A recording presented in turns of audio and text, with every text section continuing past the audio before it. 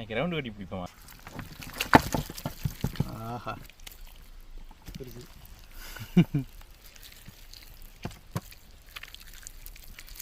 அருமையான வேக்காடு.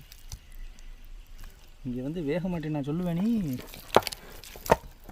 நான் போயிட்டு வரேன். சுடுது.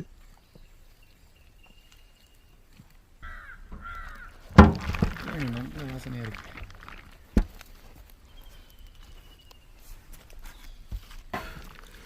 ஆஹா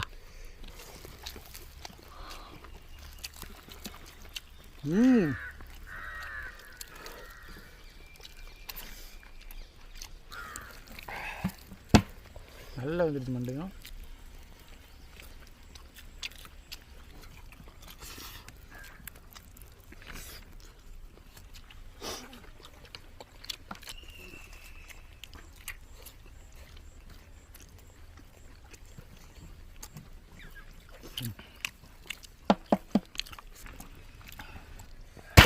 என்ன சாப்பிடு ஆட்டு மூளை